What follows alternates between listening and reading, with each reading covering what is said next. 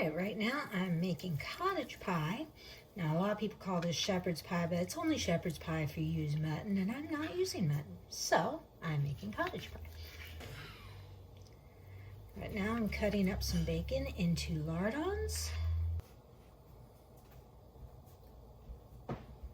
Now I want to render the fat out of these lardons to use to cook my mushrooms.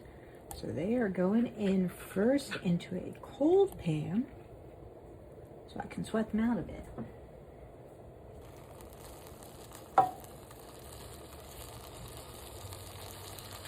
I find mushrooms to be a great meat extender, so if you can't afford a lot of meat for your meal, you put some chopped up mushrooms in, you're going to feel like you've got a lot more meat in there than you do, and it's going to fill you up just fine.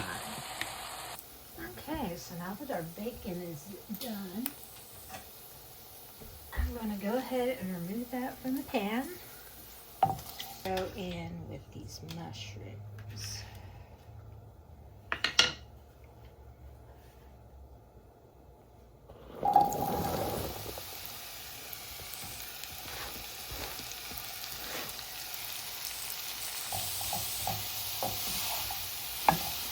I'm going to let these guys just sit here while they release their water and that cooks off.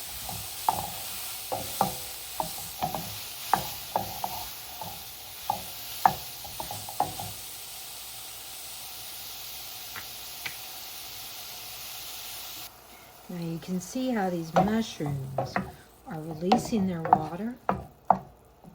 We want to get that done because otherwise it'll release into the pie and that just won't taste good.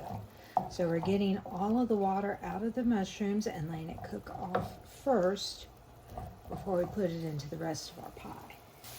Now that those mushrooms have released their water and cooked down a little bit, I'm going to set them aside. Then what you gonna do? I'm going to cook some more. Now here goes my mirepoix.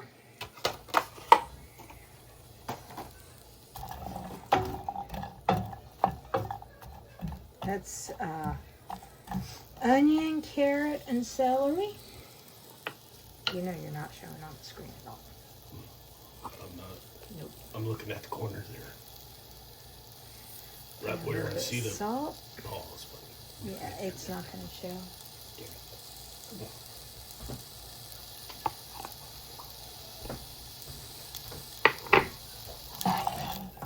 Good, got a little bit of salt in there. And we're just going to let these cook for about 10 minutes or so. I'm going to add just a touch of olive oil because it's a little bit dry. Now the proportions for a good mirepoix is you want a half a cup of onion, quarter cup of celery, and a quarter cup carrots, and that'll give you just right. And then you put a pinch of salt on that as it's cooking.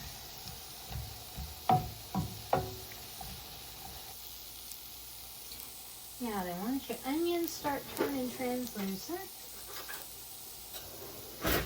you're going to add in a bit of garlic. Now how much you add is up to you, because let's face it, in the South we measure with our heart, not with spoon. You don't want that to burn, so we're just going to let them up to being fragrant.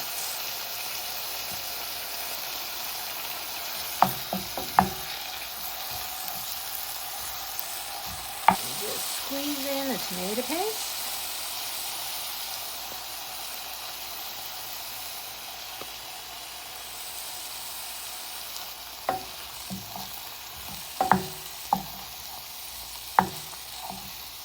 Then I'm going to add in a package of frozen peas.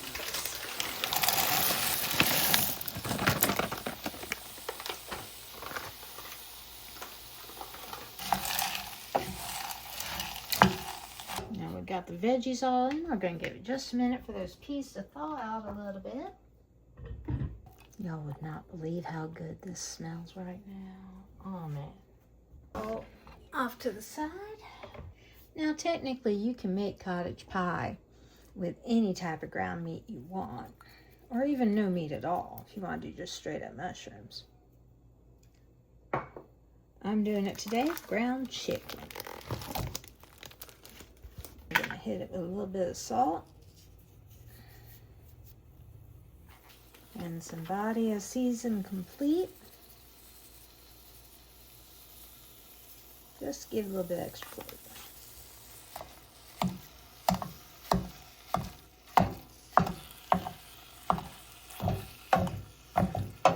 We're gonna let that build up a good sear on one side and then flip it to the other. Okay, now that I've got my meat browning up a bit,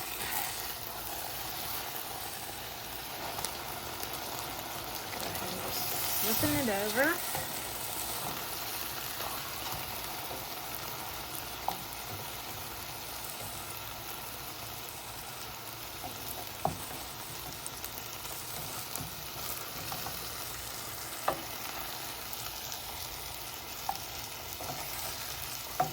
There we go. Now the browner you can get it, the better, because brown is flavor.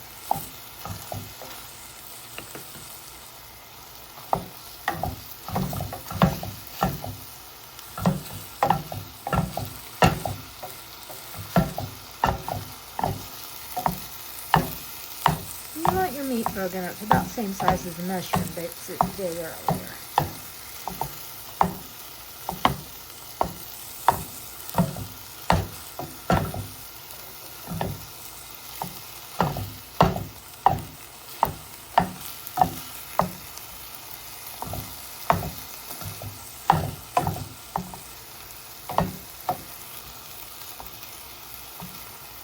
Let that cook a little longer till it's all nice and brown.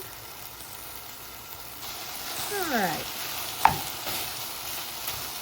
Now that the meat is cooked, I'm going to add in some Worcestershire sauce.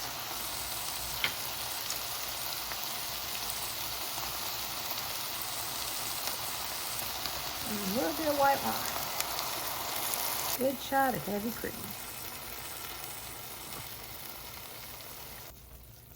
Get all that worked in together.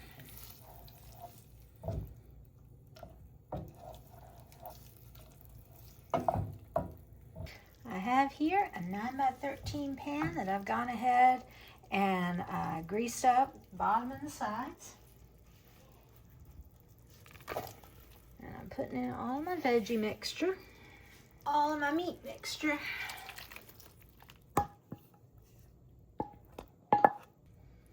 And get that all spread out.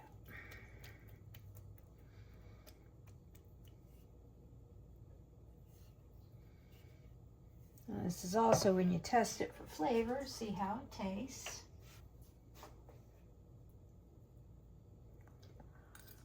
Now I have here a bowl full of potatoes that I boiled down. I'm not using my potato ricer on these because I want them thick and chunky.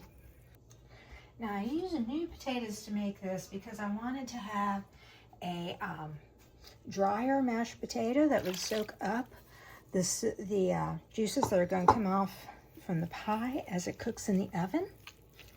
But I did reserve just half a cup of the potato starch water to make mashing these a little bit easier.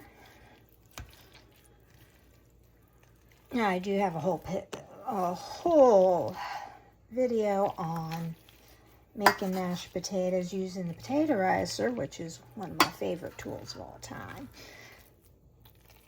And I will link that to this one so you can take a look at it, see how that goes. Like I said, I wanted a thicker, lumpier mash for these. I want this to be one where you know it's potato. I love my potato ricer, but it does get it a bit too creamy sometimes. I'm going to add some cream to these to loosen up just a bit.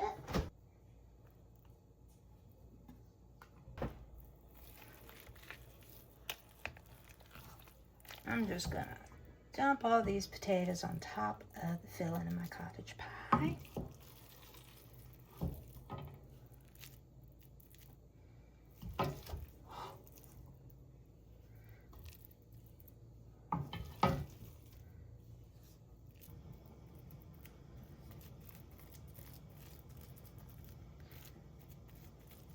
then what this potato mash is going to do is it's going to hold all the beautiful juices from your meats and vegetables inside the pie as it bakes in the oven.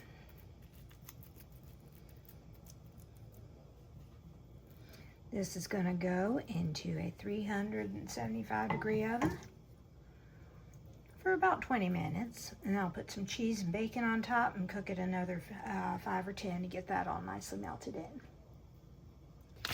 Now that we have done our first 20 minutes in the oven, I'm just going to top this with a little bit of shredded cheddar.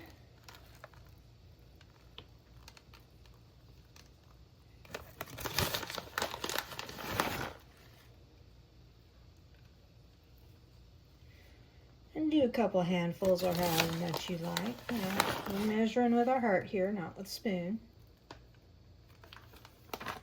Now I'm going to take that bacon that I made earlier and sprinkle that on top.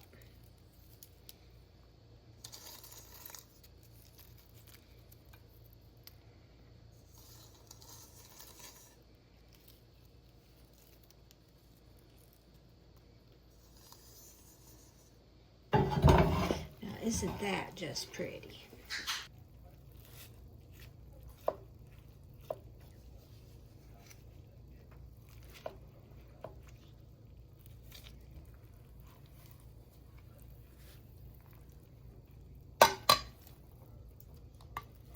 Well, and it fell apart on me, but it's going to taste just as good anyway. Again, that is cottage pie made with ground chicken instead of mutton. And I'm going to go eat.